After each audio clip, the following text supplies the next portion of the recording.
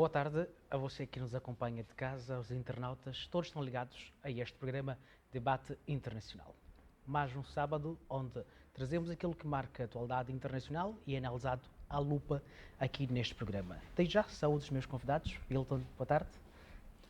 Muitíssimo obrigado. Antes de tudo, permita-me agradecer pelo convite que me foi formulado, cumprimentá-lo, Machai, estender também a saudação ao Matemulani e também cumprimentar a todo telespectador que neste momento nos acompanham de casa. Passo a bola para você, Matemulani. Boa tarde. Boa tarde, muito obrigado. Retribuir os cumprimentos e agradecer mais uma vez o convite por estar aqui para poder partilhar aquilo que é a pauta, né? A nossa análise sobre a pauta internacional. Portanto, aconcheguem-se os telespectadores e vamos ao que importa. Muito obrigado.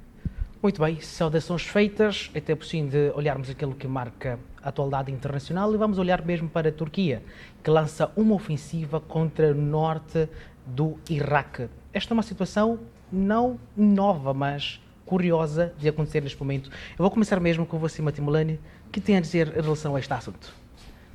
Bom, dizer que mais uma vez a política internacional é feita com base em interesses, não é? É feita com base em interesses e, de facto, a questão curda, porque a Turquia lança o ataque concretamente aos curdos, né? O Partido Trabalhista Curdo, que, como sabemos, quer dizer, é o calcanhar daqueles naquilo que é a situação de segurança, do ponto de vista turco, mas que está ligada à questão de soberania também, porque eles reivindicam a sua independência. Portanto, o que é curioso nesta altura é que o ataque acontece numa altura em que temos a situação russo-ucraniana, não é? Na pauta do dia e vamos ver que desde que a ofensiva arrancou praticamente quer dizer, não vemos não há sanções, não há críticas, não há aquele espetáculo todo, por assim dizer, posso assim chamar, que a gente viu quando do início da operação russa na Ucrânia. Portanto, isto, na verdade, vem confirmar as hipóteses que se lançavam, que existiam, afinal de contas, cidadãos de primeira, segunda e terceira categorias, não é? Portanto, estão a morrer, sim. Os turcos também usam um argumento legítimo, aparentemente, que os curdos terroristas, que eles têm informação, segundo os serviços de contra-inteligência turcos, que os curdos estão para levar a cabo atos terroristas na Turquia. Portanto, existe uma base legítima para eles, para a Turquia. No entanto, não deixam de morrer também pessoas civis, não é? Civis, não deixam de morrer civis e, portanto, que merecem toda a condenação, toda a atenção do mundo civilizado, não é? Civilizado, entre aspas, porque são seres humanos, portanto, eles também estão sob a égide das Nações Unidas, quer dizer, os direitos humanos também englobam este grupo étnico, portanto, não vemos isto, portanto, estamos numa questão de dois pesos, duas medidas. Nós estaremos a ver as nações internacionais a ignorar, em particular, este ataque que aconteceu. Afinal de contas, como já tinha dito antes, quando se tratou da Rússia e da Ucrânia, todo mundo esteve lá a apoiar. Mas agora parece estar a passar despercebido. Bem, Machai, primeiro seríamos aqui convidados a compreendermos a natureza do conflito. Não é? A ofensiva turca no Iraque não tem a mesma dimensão com o conflito russo-ucraniano. São dois conflitos com razões adversas. Porém, voltando ao nosso assunto, primeiro preciso aqui reiterar o que o Matemulani deixou bem claro, não é? Que esta ofensiva não é contra o Iraque no seu todo, mas um pedaço de Iraque, não é? Que é a parte norte de Iraque, onde estão posicionados os curdos. E é sempre muito bom, por vezes, voltarmos à história para podermos compreender a natureza, o background deste conflito, não é? Porque trata-se de um conflito que já arrasta-se há quase 50 anos, com alguns intervalos de paz. Os curdos são um povo que estão distribuídos em 5 países dentro do Médio Oriente. Okay? Por exemplo, esta ofensiva turca foi na região norte da Turquia, mas vai descobrir que, do Iraque, vai descobrir que na parte sudeste da própria Turquia temos lá um pedaço que alberga os curdos. Vais perceber que na parte sudoeste da Arménia tem um pedaço, neste caso, que alberga o povo curdo. Vais perceber que na parte nordeste do Irã tem lá um pedaço de espaço que alberga os povos curdos. E mesmo na parte sudeste da Síria, vai descobrir que tem um pedaço dos curdos. Ou seja, os curdos, na verdade, estão distribuídos entre esses 5 países dentro do Médio Oriente. Significando que a ofensiva, por exemplo, que foi levada a cabo pela Turquia ao Iraque, amanhã a Turquia, com vista a salvaguardar a sua integridade territorial, não é? E, acima de tudo, a luta pela negação da autodeterminação dos curdos é a mesma ofensiva que a Turquia pode levar em relação à Arménia, em relação ao Irã, em relação à Síria, em relação a mais um outro país que já me foge. Para dizer que, então, este é um conflito, digamos que, por um lado, os curdos lutam pela sua autodeterminação, mas, em contrapartida, também tens a Turquia que luta para salvaguardar a sua segurança. E, ademais, estamos a falar de conflitos étnicos e soberania de um país, é isso? Por um lado, há uma discriminação em termos de tratamento, conforme o colega Mate Mulani aqui deixava bem claro, que é em relação ao tratamento que os curdos têm em relação aos turcos. E é só para que fique claro. A Turquia conta com cerca de 80 milhões de habitantes e 15 a 20% desses habitantes são curdos, ok? E eles lutam por esta autodeterminação desde os princípios, desde os anos 10, não é? A 20, porque se formos a ver, os curdos sempre estiveram em diversas frentes, não é? Com vista a garantir esta autodeterminação. Veja que a luta pela consolidação de um Estado, que até poderíamos aqui chamar Kurdistão, já vem desde 1918, com o fim da Primeira Guerra Mundial e, acima de tudo, a derrocado, o declínio total do Império Otomano. E havia um tratado que salvaguardava este princípio da autodeterminação do povo curdo, que é o Tratado de Sèvres. Mas, infelizmente, em 1923, se a memória não me escapa, este tratado é revogado pelo Tratado de Lausanne, não é? Que determina as fronteiras, as novas delimitações da fronteira turca. Ou seja, o Tratado de Lausanne vem negar a essência do Tratado de Sèvres, cuja essência era a criação de um Estado que pudesse congregar questões culturais, étnicas, económicas, militares, geoestratégicas do povo curdo. Então, para dizer que há uma legitimidade, não é, desta reivindicação curda, mas em contrapartida também há uma legitimidade da reivindicação turca, porque os dois, as Então, razões... aqui estamos numa situação de todos têm uma posição a defender, mas fica a questão. Como é que isto vai terminar? Porque todos eles têm um ponto a defender e todos os pontos são fortes. Mate Mulani.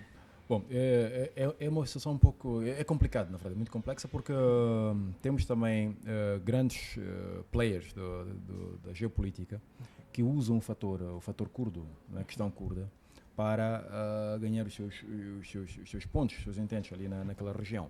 A começar mesmo pelos Estados Unidos da América. Agora, há pouco tempo, quando da estadia, quer dizer, da permanência em peso dos americanos no Iraque, os curdos eram e não só, e mesmo na questão da ofensiva na Síria, não é? Os curdos eram usados pelos americanos, não é? Como uma das principais forças, não é? para poder derrubar o regime de Bashar al-Assad. Tanto, e mesmo por isso, quer dizer, houve atritos muito sérios, não é? Nas relações entre os americanos e a Turquia. E é mesmo por isso que a Turquia encontra-se, quer dizer, parcialmente, quer dizer, uma das causas do envolvimento turco no conflito sírio é salvaguardar a questão desta união do povo curdo. É claro que os turcos dizem que, obviamente, que tem na Síria uma região que são os turcomanos, né? os povos de etnia turca, mas tendo em conta a questão dos vários interesses geopolíticos ali, porque a Arménia é uma zona de influência russa, não é? A Síria, já, como sabemos, também. A Turquia, aliás, o Iraque está nos dois lados, quer dizer, tem por um lado os Estados Unidos da América, tem por outro lado, uns três até, por outro lado a Rússia e a Turquia, não é? Quer dizer, é difícil que apareça uma potência, porque os curdos por si só, sem o apoio de uma grande potência, não estão em condições de levar a cabo, de proclamar a sua independência, de criar o seu Estado independente. Apesar de haver pelo menos do lado soviético na altura e mesmo do lado russo, haver já até uma abertura para a criação deste uma possibilidade. Sim, senhor, existe essa, porque os russos têm uma política no Médio Oriente muito mais diplomática, não é? Porque eles conseguem não cortam, não destroem as pontes entre as partes, sempre deixam sempre espaço para conversar, para negociações.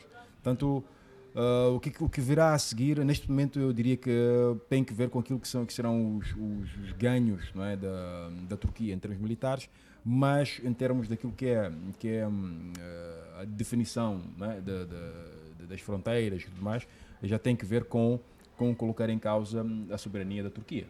Não é?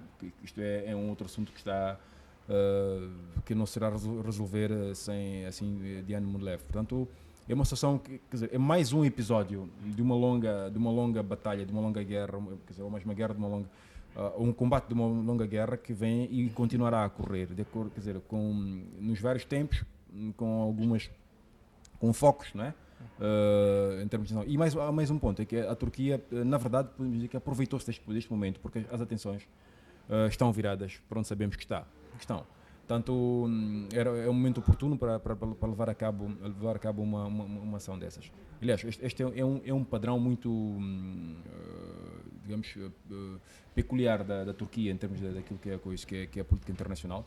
A Turquia sabe aproveitar os momentos. Podia ter avançado mesmo a questão da mediação dos combates. Dos combates, sim, do acordo entre o possível acordo entre a Rússia e a Ucrânia, por exemplo.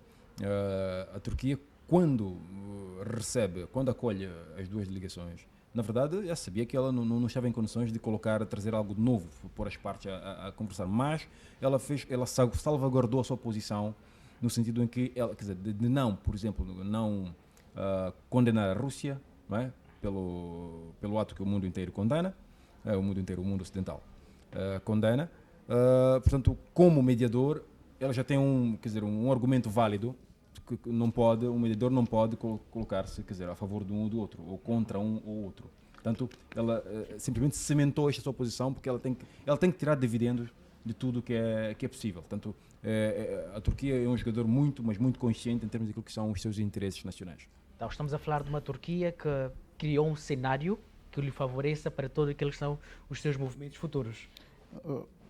Bem, eu até seria ousado, Machai, em afirmar que os curdos estão encurralados. Sim. E nós sabemos que... E não vejo muita possibilidade dos grandes gigantes mundiais. Quando me refiro aos grandes gigantes, me refiro mesmo à Rússia e aos Estados Unidos da América, que têm interesses claros na zona do Médio Oriente, a intervirem a favor dos curdos, não é? Atendendo e considerando o choque dos interesses naquela região. Estamos a dizer o quê? Por exemplo, a presença ou a luta dos Estados Unidos da América dentro da Síria e, em contrapartida, o apoio que tiveram por parte dos curdos é porque os curdos acreditavam que com o regime changing na Síria, neste caso a alternância do regime, ou se porventura o conflito tivesse culminado com a queda do regime de Bashar al-Assad, os curdos poderiam ter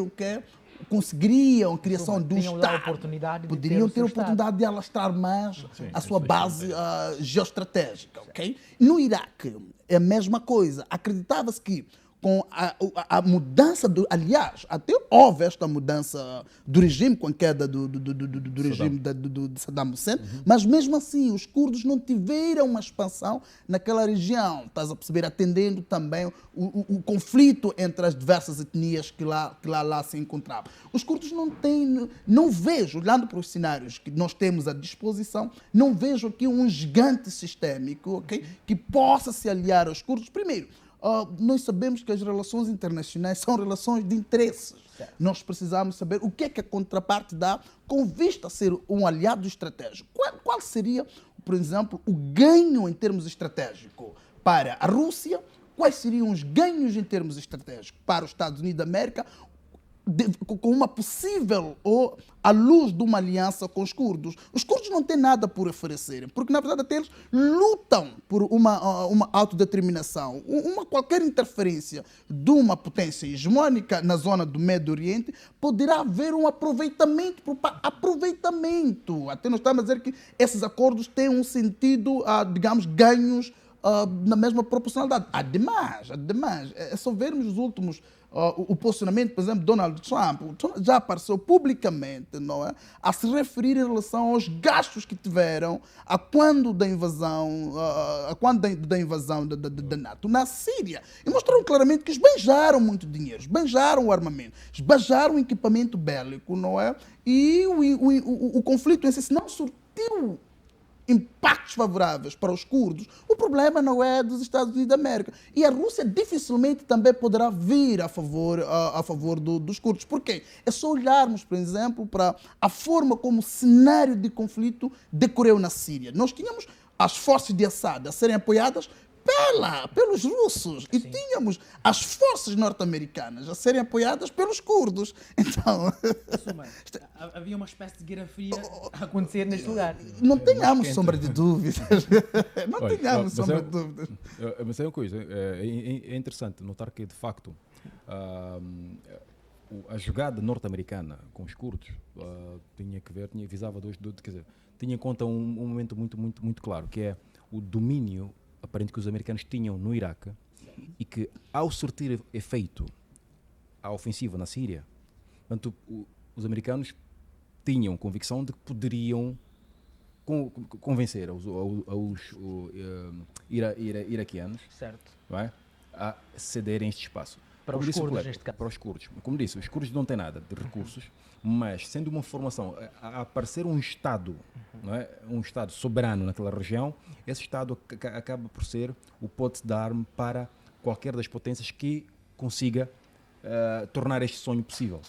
Porque, olha, é um Estado soberano e pode entrar em alianças, podemos, militares, podem colocar lá bases, quer dizer, é mais um plus, não é? Naquilo que é o coisa no tabuleiro geopolítico, não é? Que é mais um país que está, um Estado que está a seu favor. Está a tentar se impor. Aliás, até o Matt Mlane deixa aqui um ponto muito interessante, que é a tônica das relações internacionais. As relações internacionais são relações entre Estados. À luz da teoria, à luz do realpolitik, as relações internacionais são relações entre os Estados, estás a perceber? É lá onde os Estados têm contrapartida em termos de benefícios, ok? E a região do Médio Oriente é uma região muito estratégica para a viabilização da política externa de grandes gigantes mundiais, como é o caso dos Estados Unidos da América e da Rússia. Então, os curdos são um povo disperso. São aqueles pequeninos que todo mundo quer fazer alguma coisa com. E é muito bom até tê-los de forma dispersa do que tê-los como Estado, não é? Em relações internacionais, isso desempenha um papel estratégico crucial. É muito bom tê-los dispersos como povinho do que como Estado, porque, digamos, os interesses que eles forem a colocar enquanto que Estado pode minar os interesses da política externa dos grandes gigantes naquela região do Médio Oriente. Porque até hoje, por exemplo, se fores a ver, nós temos uma Turquia que é favorável à política externa dos Estados Unidos da América. Temos, por exemplo, um Irão, uma Arménia, temos ali a Síria não, a Síria é mais pró-russa, ok? Para dizer que, mas temos pelo menos uns 3 países que ainda conseguem salvaguardar os interesses dos Estados Unidos da América na região do Médio Oriente. Então, se porventura vem este novo Estado, que é Kurdistão, pertencente aos curdos. Nós não sabemos qual é que pode ser, certamente que o rol dos interesses naquela região podem vir a mudar-se, pode vir a desestruturar uma política externa toda, um jogo de interesses dentro daquela região. Tanto que acredito que se fosse do interesse das grandes potências e até das grandes organizações internacionais, como é o caso da ONU, poderiam ter intervido. Até colocou aqui a questão... Esta é a pergunta que eu fazia. A posição da ONU e a posição também do próprio Iraque como nação. É o norte de Iraque que foi atacado. Primeiro tu tens que ver, há uma coisa, norte, mas o que é que tem esta região norte, ok? Os iraquianos estão cientes de que aquela posição pertence ao PKK. Okay? É uma região que, sob o ponto de vista de poderio no Médio Oriente, não tem nada. É um espaço, tudo bem que é um pedaço, representa uma soberania de um Estado, mas esta não afeta o interesse total do Estado iraquiano. Se, porventura, a ofensiva fosse contra o Iraque no seu todo, certamente que isso iria movimentar também demais países que têm interesses no Iraque. E nós sabemos muito claro que as relações entre a Turquia com o Iraque como Estado são relações muito fortes. Se fores a ver, é que o Iraque, a nível do Médio Oriente, é um dos grandes fornecedores dos hidrocarbonetos, que tem um papel estratégico na indústria energética. Estás a perceber? Então, tanto que há de ver, digamos, essa retenção, este receio por parte dos Estados. E ademais, quem, por exemplo, poderia atacar a Turquia? Em caso de um conflito, de um eminente conflito. Nós sabemos que a Turquia faz parte da OTAN, faz parte da NATO, não é? Faz parte da NATO. E os princípios que norteiam os Estados-membros da OTAN são bem claros. Quando um Estado-membro for invadido, há necessidade de um apoio por parte dos Estados-membros. Então, a Turquia é membro da NATO. Então, estamos a falar de uma Turquia com uma espécie de segurança já garantida.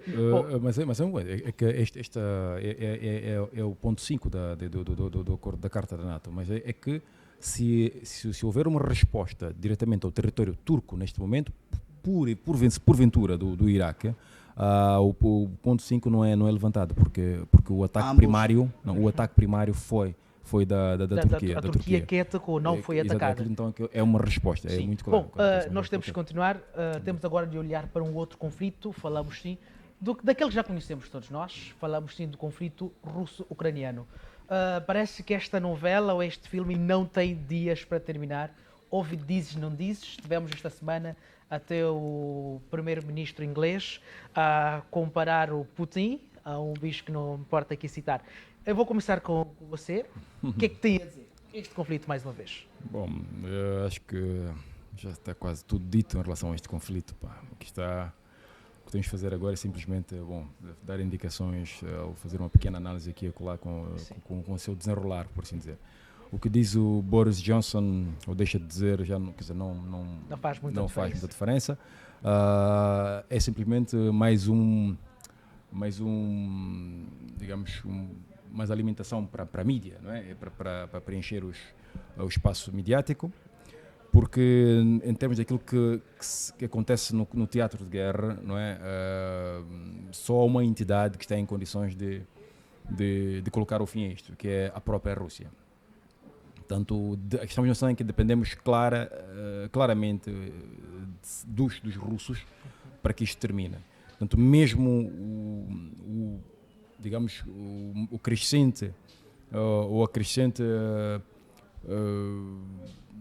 envio de armas para a Ucrânia não irá mudar. Em suma, só vai manter tudo igual. Exatamente. A bola está mesmo com os russos. E, aliás, isto só mostra mais uma vez a questão pouco ou nada ética mesmo do Ocidente, que muito propaga a questão dos valores éticos da vida humana e tudo mais. Porque percebem que são jogadores com um poderio diferente, completamente diferente, onde a Rússia tem uma supremacia militar, tanto com ou sem armas, com tantas ou menos armas, a Rússia vencerá o conflito. Então, quando se colocam mais armas no teatro de guerra, é porque se quer que haja mais sangue. Porque devia estar hoje era fazer envidar esforços, discursos dos líderes ocidentais. É aí que eles mostrariam que são maduros e que estão realmente interessados em trazer a paz para aquela região. Devia ser um discurso de paz, de tréguas e por tudo mais. Mas não, isto não acontece. Vemos agora, aliás, eu ia devemos alertar para que olha, daqui a algum tempo ouviremos o povo americano a reivindicar claramente, quer dizer, numa investigação, aquilo que chamariam de Ucrânia Gate. Porquê? Porque a quantidade de armas, a quantidade de loans ou de apoio financeiro que os Estados Unidos da América está a dar à Ucrânia, e eu tenho dúvidas que aquilo seja que aquelas armas todas, aquele dinheiro todo, seja para meter armas na Ucrânia de facto, ok? Porque, olha, é muito dinheiro, é muita arma. Há um objetivo por detrás de tudo isso. O objetivo o primário é ganhar dinheiro. É o dinheiro. Primeiro é ganhar dinheiro. Já teria dito que, olha, os cheques quando saem da Casa Branca, eles vão, ou da Reserva Federal Norte-Americana, ou tudo mais, eles vão diretamente para as fábricas, a indústria bélica norte-americana. Certo. Tanto, agora, quanta arma chega à Ucrânia? Isto é, aliás, os próprios americanos já começam a escrever, já começam a dizer que, olha, que parece que as armas norte-americanas caem num buraco negro na Ucrânia. Não se sabe qual é o paradeiro disso. Por um lado. Por outro lado, também já há relatos de que o próprio Ocidente está a ficar sem armamento para a sua própria defesa. Não é? A Bloomberg lançou um artigo com esta temática. Vimos agora Olaf Scholz a dizer que a Alemanha já não tinha armas para dar à Ucrânia. No entanto, estava disposta a fazer um empréstimo de 100 milhões de euros, não é? O empréstimo para que a Ucrânia comprasse as armas da indústria bélica germânica. Portanto, nesta senda da guerra, não é? A senda da guerra, eu penso que a coisa poderá prolongar-se o maior tempo possível, mas dependendo daquilo que são os objetivos da Rússia. Por exemplo, vejamos que ontem o Vladimir Putin ordena para que se parasse o ataque final à fábrica siderúrgica de Mariupol. Não é? Mais uma vez, quer dizer, um passo que demonstra aquilo que eu tenho dito desde o início, que todo mundo também diz, quer dizer, os especialistas que olham para a coisa, que o Putin está a levar a cabo, apesar do paradoxo, uma guerra humanitária. Porque visa mesmo salvar vidas, quer dizer, poupar vidas, melhor dito, poupar vidas, tanto dos seus soldados como do outro lado. Porque aquele ponto em concreto não traz muita coisa para aquilo que é a segurança da região. Portanto, ele disse, olha, bloqueiem a região, quer dizer, a fábrica, que nenhuma mosca entre por lá, e continuem com o trabalho. Portanto, é esta atitude que faz com que a guerra leve o tempo que está a levar. Portanto, é só esperar para ver o que acontecerá. O que é que vai acontecer? Eu volto a tirar a bola para a mesma situação da guerra. Temos hoje, por acaso, acredito que tínhamos comentado antes, que até a Espanha, Dinamarca, que não diria que não tem muita expressão, aparece também junto aos Estados Unidos a querer oferecer mais armamento. Ou seja, querem lucrar também, porque o que se faz perceber é que o Ocidente está mais preocupado com, se calhar, com continuar da guerra do que com mesmo travar. Partilha deste ponto? Bem, é o seguinte, Machai, a guerra na verdade é um invento que não simplesmente procura satisfazer interesses políticos, mas também salvaguardar interesses econômicos. Grandes magnatas à volta deste conflito têm interesses com prolongamento deste conflito, com vista à maximização dos seus interesses econômicos, tanto que, se for a ver até então, os grandes embargos financeiros são em relação aos grandes magnatas, não é? Porque eles sabem quais oportunidades que um espaço propício ou um espaço submerso a um conflito gera em termos econômicos. Mas, para dizer que, na verdade, tudo o que nós estamos a ver não passa de um teatro patético, não é? Até então, acredito, conforme dizia, avançava o colega, quem tem o poder para determinar o fim deste conflito é a própria Rússia. E a Ucrânia teve sinais claros de que não conseguiria avançar e não teria poder suficiente para vencer os russos. E isso está claro. O que eu quero dizer com isso é o seguinte.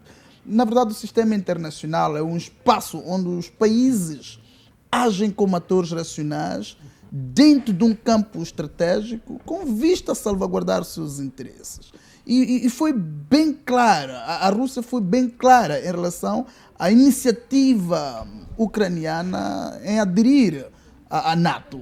A Rússia referiu-se quais seriam os impactos da adesão da Ucrânia à NATO. E eu não quero acreditar que a NATO não estava ciente em relação de quais seriam os impactos. Houve negligência? Não sei. Houve ingenuidade? Não sei. Mas agora me parece que podemos eventualmente já não falar de negligência e ingenuidade. Alguma coisa estava por detrás desse conflito. Porque não faz sentido. Existe. Olha, Sim. avança então. Olha. Está agora, hoje, se não me engano, do Daily Mail, um dos jornais midiáticos muito conhecidos ingleses, Certo. trouxe, na verdade, ao de cima aquilo que já suspeitávamos. Boris Johnson, a Inglaterra, já avança com a possibilidade de sancionar a Alemanha pelo facto da Alemanha não ser abdicado do gás russo. Continuar a consumir o gás russo. Segundo a narrativa anglo-saxónica, seguida pelos chacais do Báltico, não é? Polónia, Lituânia e por aí fora, a Alemanha continua a alimentar a guerra suja de Putin, consumindo os hidrocarbonetos russos. Ora, o que significa isto?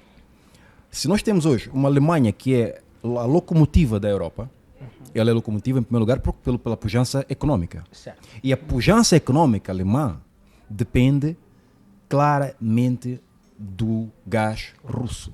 Porque a Alemanha compra o gás russo a preço de banana, praticamente, ou a custo zero. Por quê? Porque o preço que compra o gás, por exemplo, neste momento, o gás que está a entrar na Alemanha pelo Nord Stream 1 está a preço de $200 por 1000 metros cúbicos. $200. Qual é o preço do gás hoje? Está a $1.200, $1.500. Okay? Então, a Alemanha, durante décadas, foi recebendo o gás barato russo e, quer dizer, uma metade para o seu consumo, a outra metade para revender aos demais países. aos demais países. Portanto, a Alemanha tinha o balanço energético em termos de financeiro zero. A Alemanha tinha energia a custo zero. É por isso que a sua indústria, não é, teve a pujança que teve. Vamos assumir que também acaba sendo dependente também da Rússia. Em Sim, mas a questão não é da dependência da Rússia. A questão é o jogo estratégico maquiavélico dos Estados Unidos da América. Porque os americanos, primeiro pela situação económica que já vemos que de alguns tempos, já 40 anos que isto vem em declínio, na verdade. Não é? E foi-se percebendo que... E depois tem por um lado a China a emergir, a Rússia também já a levantar-se. Tanto, e tem uma moeda que pode entrar, quer dizer, em choques que pode ombrear com o dólar, que é o euro.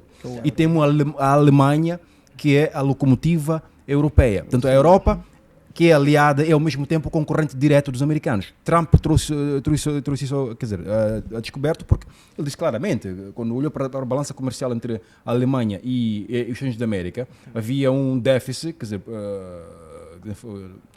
contra os americanos de 40 mil milhões de euros. Portanto, o Trump quis reverter isto. Portanto, os americanos decidiram, quer dizer, com uma cajadada, matar dois coelhos, não é? Portanto, por um lado, enfraquecer a Rússia, não é? Colocando-a numa guerra prolongada, daí a questão do fornecimento de armas. Por outro lado, forçar a Alemanha, a Europa, a levar a cabo sancionar a Rússia de tal maneira que ela própria é a primeira e a maior lesada, a Europa. Portanto, neste momento, pela voz da Inglaterra, não é, que é o aliado principal dos americanos na Europa, estamos a ver quer dizer, aquilo que é digamos, a realização como é que é? O termo seria mesmo o anunciar, não é? Daquilo que são as intenções iniciais dos americanos, dos anglo-saxões, que é fazer com que a Alemanha se abdique dos hidrocarbonetos russos a qualquer custo. O que também poderia ditar, se calhar, o próprio declínio da própria Alemanha. Não. Seria. Não seria?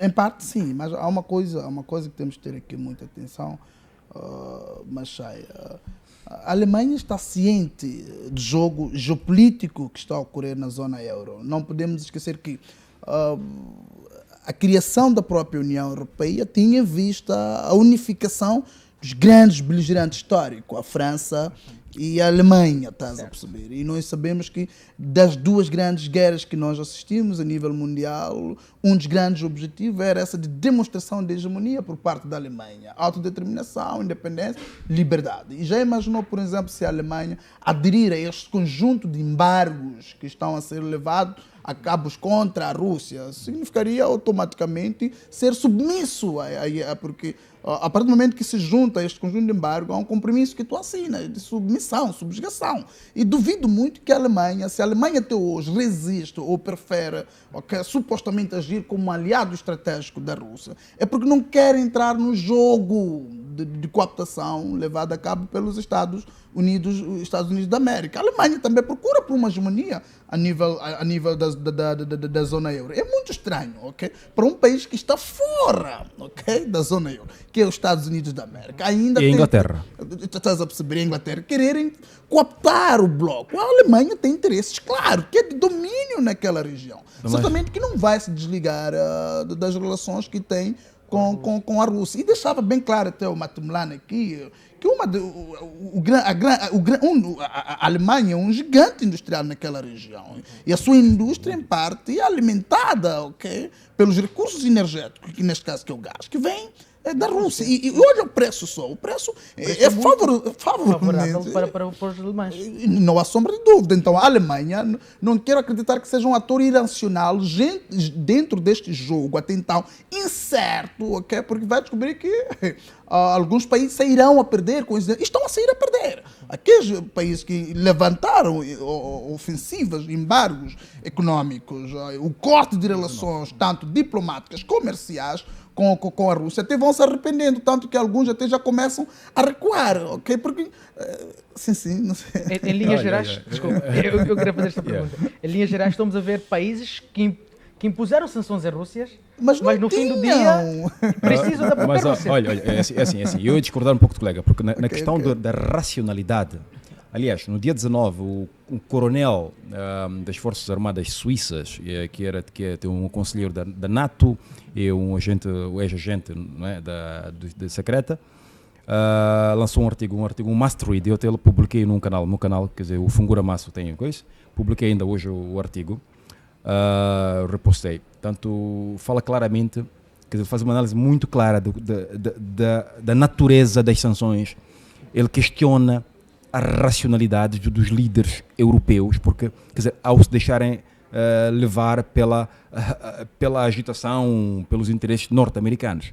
Portanto, se há uma coisa que se pode chamar de irracionalidade neste momento, na questão das eleições, é das sanções à Rússia, é o que a Europa está a fazer, em primeiro lugar, em relação a si.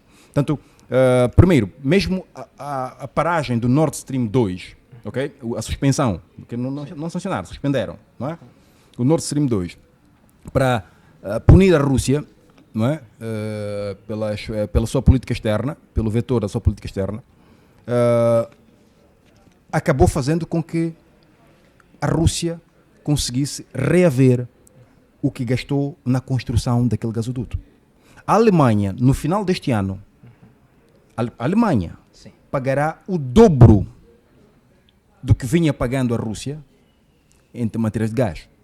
O dobro. Por quê? Porque a suspensão do gasoduto Nord Stream 2, as sanções que colocaram, fez disparar o preço do gás. Sim. E por essa forma, quer dizer,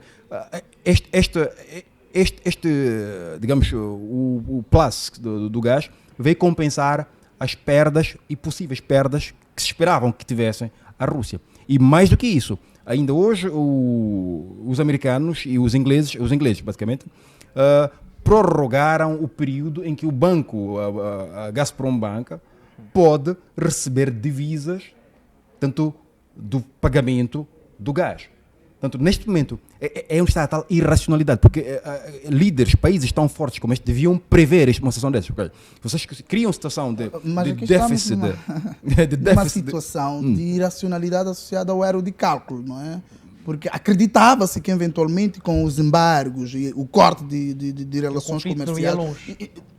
não iria longe, por um lado, porém por outro que haveria uma alternativa, ok, com vista a salvaguardar aqueles interesses que seriam beliscados com este embargo, estás a perceber? Mas no fim do E dia sucedeu provou-se que não, não o há. resultado Mas foi outro. olha, a questão de alternativas no gás e petróleo é sabido. Primeiro, quando diz que erro de cálculo, países como esses não têm direito de errar em termos de cálculo. Não tem. Então, se calhar foi a dita agitação que aconteceu de início. Vamos Não, por aí, não, vamos mas há por aí. uma coisa, São- se nós formos a ver, Matemular, certamente, porém nós temos que ter aqui uma atenção, que este conflito faz parte de um conjunto de conflitos que já tiveram lugar na zona euro. Lembra quando, por exemplo, do ataque da Rússia a Geórgia? O que é que aconteceu? Na verdade, esses cenários que estamos a ver aqui hoje não são cenários novos. Essas implicações em função do decorrer deste conflito não são cenários novos. Os embargos, sobretudo, fechar-se mesmo fornecimento do gás a nível de... Não é um fenômeno novo. Os Estados, aliás, estão cientes. Eu não sei, parece que aqui... Um minuto, desculpa, mas a questão do gás é que na história a Rússia nunca cortou o gás em nenhum momento, mesmo quando a Guerra Fria esteve no auge. A Rússia nunca usou. Sempre forneceu Sempre o gás. forneceu Sim, gás. sim.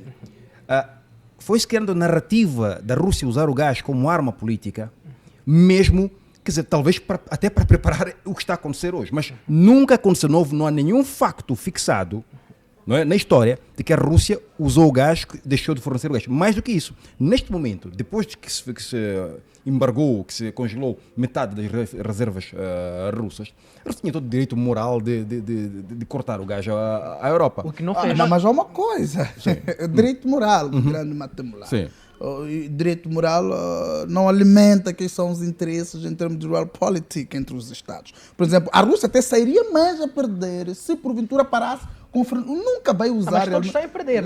Saem todos a perder, Não, mas há quem perde mais e quem... Como por mim, a questão é essa. Aqui é uma coisa, nós sabemos que deste conflito a questão do gás é um dos pontos que eventualmente poderá não ser tocado por muitos Estados, e a própria Rússia também sairia a perder, porque estamos a dizer que o grande instrumento em parte para a materialização da política externa russa na zona euro é através do gás, em parte usa o gás como instrumento para... Estamos a dizer que o que a Rússia vende para a Europa é o gás. E o gás não tem como. E a marca O que da garante Rússia. o poderio até da própria Rússia na zona euro e a nível sistémico é o gás, a produção e a comercialização do gás. Então estamos a dizer o que aqui, se porventura a própria Rússia fecha o fornecimento do gás, Exato. mais impactos em termos económicos e em termos hegemónicos, ok? É a própria Gazprom, ok? Se não me engano, acho que são os que detêm da terceira maior reserva de gás. Colega, deixa-me bem, passo-lhe a bola. remeter a uma análise, a uma coisa muito concreta. É que é só fazer uma revisão daquilo que são as análises de políticos, de economistas, mesmo ocidentais, alemães. É que assim que a Rússia fecha o gás, hoje, por exemplo, a indústria alemã, a começar pela BASF, que é a maior indústria química no mundo, do mundo, tem 3 dias para funcionar. Portanto, Apenas. se a Rússia tem perdas a médio e longo prazo, o Ocidente tem perdas imediatas. É por isso que e quando... Espera. E quando a Rússia... Mas há só um ponto de Não, aí as perdas são instantâneas para todas as partes. Não, vamos deixar eu não estou a terminar o perceber. pensamento. Vamos fazer o seguinte, vamos tentar aqui analisar o impacto para a própria Rússia a partir do momento que vai fechar, neste caso, o fornecimento. Vamos olhar para o impacto. É onde eu quero chegar. Para mim, acho que será É onde eu quero chegar. um efeito dominó. O FMI...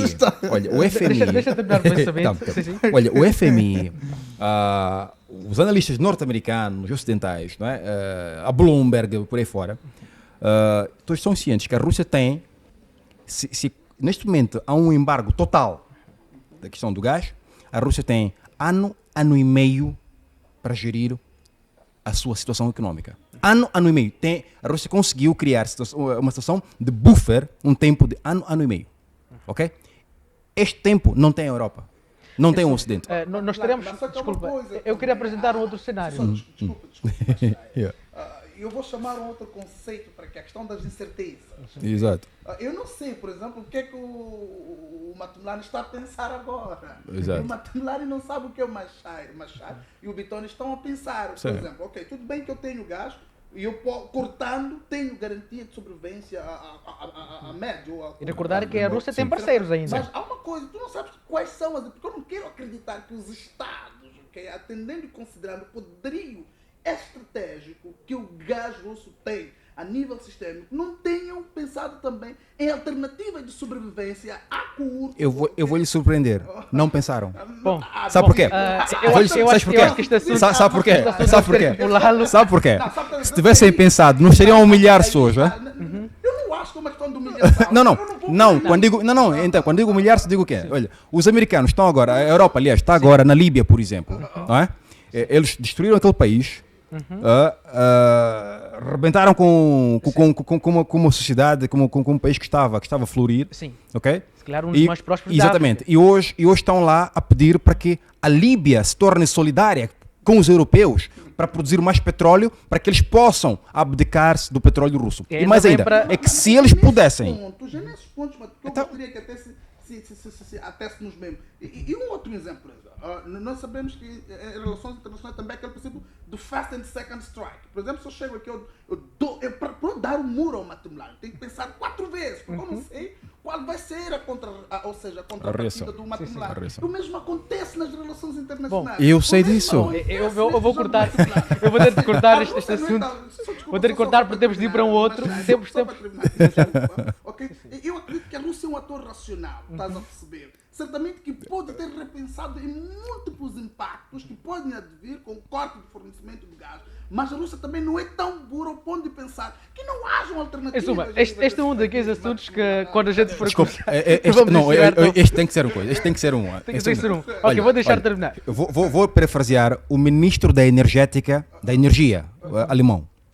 Escolha, neste momento, fisicamente, não existe gás que possa substituir o gás russo. Por quê? Porque a perfuração, a exploração de gás depende primariamente de um contrato a longo prazo. Antes de se furar para tirar o gás, tem que ter um contrato garantido. Tudo o que está a retirar-se hoje nos poços, nas fossas, já está comprado. Os americanos têm uma parte.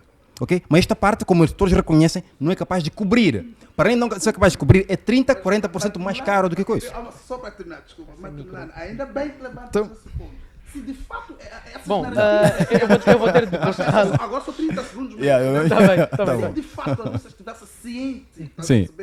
do impacto que essas narrativas, quando digo narrativa, essas opiniões, não Sim. é? Essas investigações Ela cortaria. Ela cortaria. Vamos ter que pular para outro tema. Eu já notei que este tema é muito forte, mas vamos agora olhar para uma situação ainda relacionada a este conflito. Ainda relacionado com este conflito, agora temos a situação de Mariupol, onde o comandante departamento ucraniano, naquele ponto da Ucrânia, pediu ajuda das relações internacionais para sair da Ucrânia, por conta deste isolamento. Este pedido de socorro, numa época onde constantemente estão a receber armamento. Volto a tirar a você. Bom, na verdade é um episódio que não tem relevância, na verdade. Quer dizer, eles apareceram, quer dizer, a Rússia já colocou, ela já há algum tempo vem publicitando que abre horas específicas, espaços específicos para que se rendam, para que saiam os civis e tudo mais. Aliás, é por uma questão até de direito internacional, a lei de guerra, não é? É que quando um governo, quando alguém usa civis como reféns, não é terrorista, e se assumirmos que o exército ucraniano não é terrorista, é um exército de um Estado soberano, não é? E diz que deve-se parar de atacar porque há lá civis, e eles não têm como partida de xadrez, não é? Quer dizer, você não tem como reverter a situação, então é uma situação de render. Então o que tem que fazer é, olha, se você não quer se render pela honra, não é, militar, honra de guerra, honra de serviço pela pátria, então olha, que libere os civis. Isto seria honroso, mas é que eles não liberam os civis. Portanto, é por isso que o Vladimir Putin disse o que disse, não é? Disse que, olha, parem o ataque, primeiro porque, como aquilo tem uma cidade subterrânea, até muitas catacumbas por aí fora, e muitos soldados russos podiam morrer naquela situação que era inútil aquilo, porque em termos de segurança de Mariupol, aquele ponto por si só não significa muita coisa, não muda nada. Portanto, este pedido de ajuda internacional do comandante russo é mais um ato mediático, porque ninguém poderia... Para saírem daquele ponto, terão que ser com a autorização da Rússia. Portanto, é uma Rússia que pode ditar, ainda que clave as relações internacionais, somente os russos podem permitir esta saída. Não, em termos militares. Até então, parece-me que eles que controlam aquela região, não? Então não tem Até como. porque temos imagens, creio que ainda hoje, de soldados russos naquela região de Mariupol. Não, mas eles estão lá, eles estão a tomar aquela região. Aliás, Mariupol como cidade já está tomada. Sim, É um foco, é só aquela fábrica. É só aquela fábrica que está em causa. Portanto, agora tem que haver um reagrupamento para... porque há um grupo de 60 mil homens ucranianos, altamente treinados, altamente motivados, que são os neonazis, praticamente. Aliás, no mesmo artigo do Jacques Beau, que eu recomendo a leitura, ele falou claramente de cerca de 100 mil neonazis, nacionalistas, né? Porque quando eles entraram na Ucrânia para treinar o exército ucraniano, encontraram que o exército como tal não estava de rastros, não havia nada com se trabalhar. Então os mais motivados eram os neonazis. Então apostaram neles. Os que continuam, os que estão isolados. Exatamente. E neste momento temos 60 mil isolados na zona de Donetsk, que agora, depois de se isolar, de tomar Mariupol, todas as forças serão concentradas naquele cerco de Donetsk, os 60 mil que estão cercados. E a próxima fase, que é esta que está já agora em marcha, é mesmo eliminar aquele foco, porque até hoje, só para verem, que estão altamente treinados, armados, é que a zona já liberada de Donetsk e Lugansk, diariamente tem sofrido ataques de mísseis, não é? O ponto U, chamam Tochka U, que é um míssil ucraniano.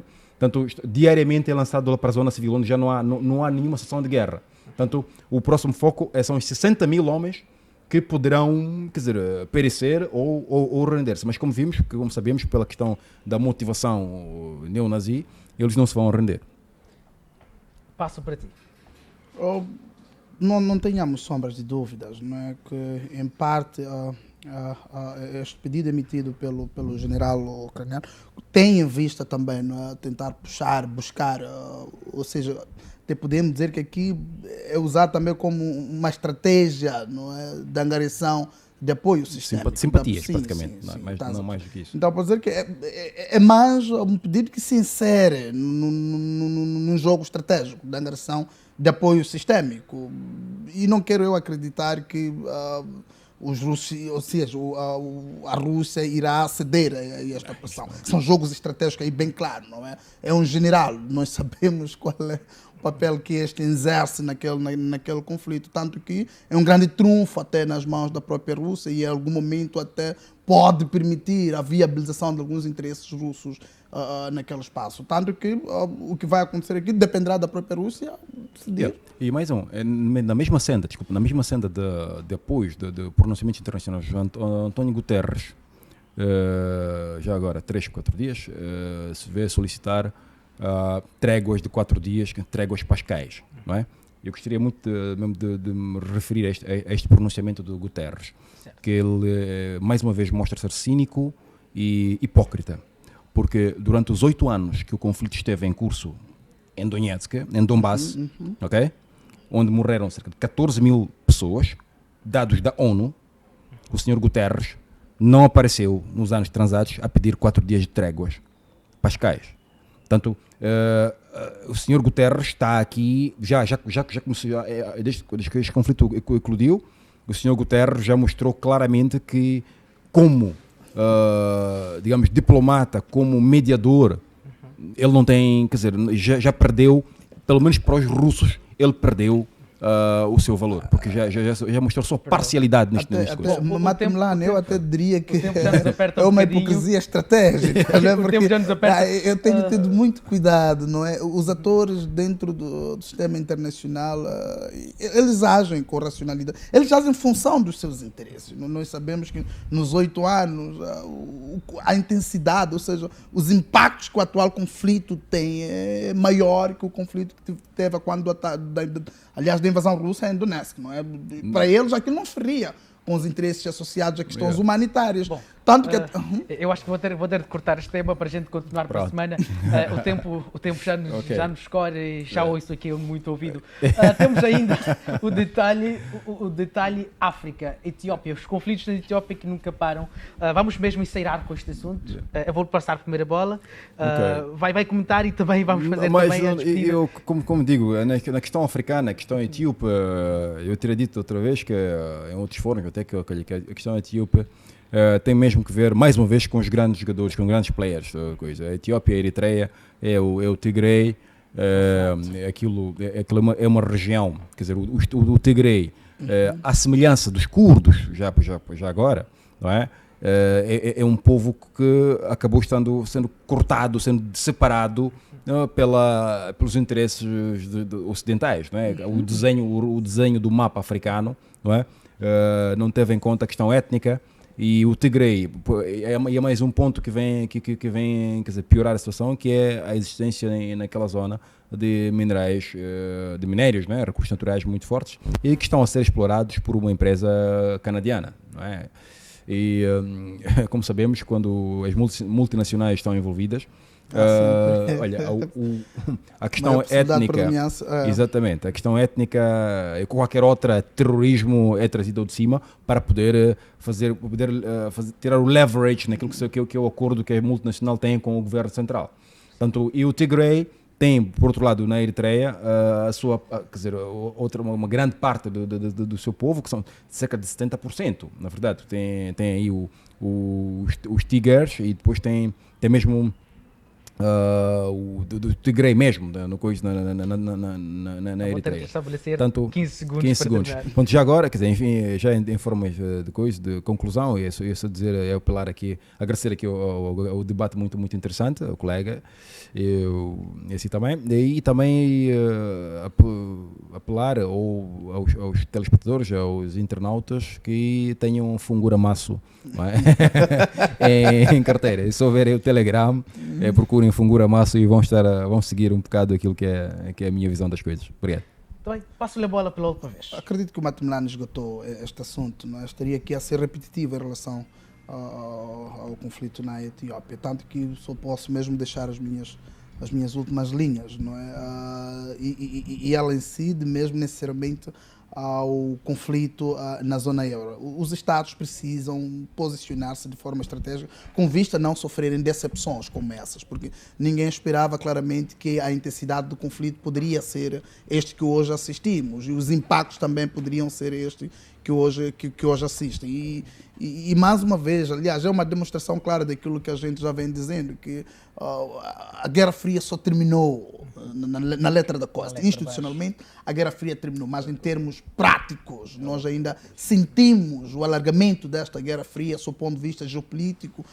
Quando digo geopolítico, me refiro mesmo ao alastramento das bases militares, quer russos, como também pro-ocidentais, Estados Unidos da América. Então, que os Estados estejam mais alerta, sobretudo num contexto de conflitos dessa natureza. O maior apelo até vai para os Estados em desenvolvimento, não é? Os países pobres, como nossos africanos, que até então pensamos que, na altura até acreditávamos que o conflito entre a Ucrânia e a Rússia não poderia ter impactos para nós, mas nós não podemos estar aqui a compor numa posição de comodidade, comodismo. É preciso que estejamos alerta, porque já sentimos os efeitos deste conflito. Então, se realmente fôssemos Estados racionais, claramente que poderíamos encontrar alternativas viáveis, porque até então não sabemos o que fazer. Se estamos a assistir, sobe o preço do combustível, qual é a alternativa? E somos, em parte também, temos grandes reservas de gás, mas não sabemos... O tempo já nos deixa tempo. Nós agradecemos a você pela companhia, espero que tenha muito aprendido, tenha também tomado as notas deste programa. Para a semana nós voltamos e acredito que lá nós vamos poder conversar um bocadinho até acerca de África, em particular acerca da saída dos soldados franceses do Mali. Por hoje é tudo, daqui a uma semana nós voltamos. Boa tarde.